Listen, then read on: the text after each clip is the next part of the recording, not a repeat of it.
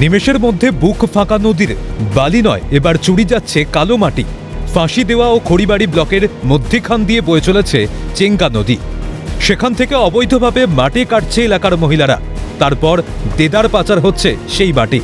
খড়িবাড়ি থানার পুলিশ ও ফাঁসি দেওয়ার বিধাননগর থানার পুলিশের আড়ালেই চলছে গোটা কর্মকাণ্ড।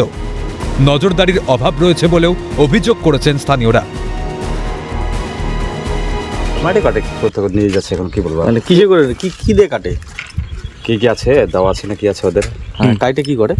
কাটে কথা নিয়ে যায়, ওরা কি বলবো, মানে কিভাবে নিয়ে যায়? গাড়িতে নিয়ে যায়। কোন রাত্রেবেলা না, দিনের বেলাতে, দিনের বেলা নিয়ে যায়। কোন গাড়িতে নিয়ে যায়? ঠিক আছে। মাটি তো চুরি হচ্ছে, বলবার লগে নেই এখানে, তো কি কে বলবে আর? তো নদীটা তো নষ্ট হয়ে যাচ্ছে না এইভাবে? নষ্ট হচ্ছে। দিনের পর দিন বন্ধ হয়ে পড়ে রয়েছে বেশ কিছু চা বাগান। এলাকায় নেই কর্মসংস্থান, সংসার চালাতে হিমশিম খাচ্ছে এলাকাবাসী।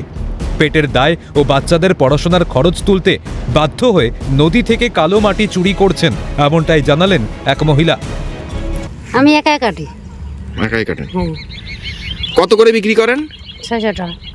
600 টাকা পিকআপে। 600 টাকা কি পিকআপ। পিকআপ? কেন কাটেন এইভাবে? তো অবৈধ কাজ এগুলো। কি করবো, বাগানে যাই, এখন তো বাগানে কাজ নাই, তার জন্য করতেছেন? টাকটুক কাটতে লাগে। সংসার চালাতে অসুবিধা হচ্ছে? সুবিধা হয়, বাচ্চাদের লেখাপড়া করাইতে লাগে।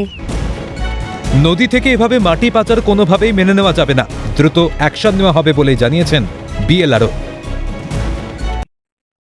এই বিষয়টা এর আগেও দুবার কমপ্লেন হয়েছিল, আমরা দুবার গিয়ে বন্ধ করেছি। আবার হয়তো শুরু হয়েছে, আমরা ইমিডিয়েট আজকেই বা আজকাল এগুলো একটা ব্যবস্থা নিচ্ছি, দেখি কি হচ্ছে, ওনাদের সাথে গিয়ে কথা বলি। এইভাবে ওনাদের রুজি রুটির ব্যাপার আমরা বুঝি, কিন্তু এইভাবে তো বেআইনি কাজ চলতে যেতে পারে না। তারও নিশ্চয়ই সরকার বা অথরিটি কোনো ব্যবস্থা বার করবে, কিন্তু এইভাবে তো বেআইনি কাজকে প্রশ্রয় দেওয়া যায় না। আমরা ইমিডিয়েট ব্যবস্থা নিচ্ছি পুলিশের সাথে। অন্যদিকে এইভাবে মাটি কাটলে নদীর গতিপথ পরিবর্তন হতে পারে, এমনকি বর্ষার সময় জলস্রোতে নদীর বাঁধ ভেঙে গিয়ে বিপত্তি ঘটতে পারে বলেও আশঙ্কা রয়েছে। তবে যদি এই এলাকায় কর্মসংস্থান থাকতো, তাহলে বোধহয় এড়ানো যেত মাটি চুরি। কিন্তু এদিকে নজর দেবে কে? বিষয়টি খোঁজ নিয়ে দেখছি বলেই দায় সেরেছেন শিলিগুড়ি মহকুমা পরিষদের সভাধিপতি। এই বিষয়টা নিয়ে তো আমার জানা নেই, আপনার মাধ্যমে জানতে পারলাম। তবে এখন কোনো নির্দিষ্ট অভিযোগও বোধহয় হয়নি। আমি দেখছি ব্যাপারটা, খোঁজ নিয়ে আমি দেখছি কি আছে। রাজ্যে কাজ নেই, সরকারও কোনো কর্মসংস্থানের ব্যবস্থা করতে পারছে না বলে অবৈধ উপায়ে উপার্জন চলছে, সুর চড়িয়েছে সিপিএম। ওই মহিলাদের পেছনে একটা বড় চক্র কাজ করছে, মহিলাদেরকে সামনে রেখে একটা বড় চক্র কাজ করছে।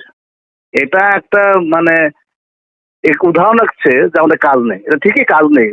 100 দিনের কাজ বন্ধ, লোকাল কাজ বন্ধ, সরকার কোনো কাজ দিতে পারছে না, পঞ্চায়েত কোনো কাজ দিতে পারছে। অবিলম্বে প্রশাসনকে দেখা দরকার, প্রশাসন অবিলম্বে এই মাটি চুরি বন্ধ করা দরকার, নাহলে নদীর যে পরিবেশ, সেই পরিবেশে বড় একটা আঘাত হবে।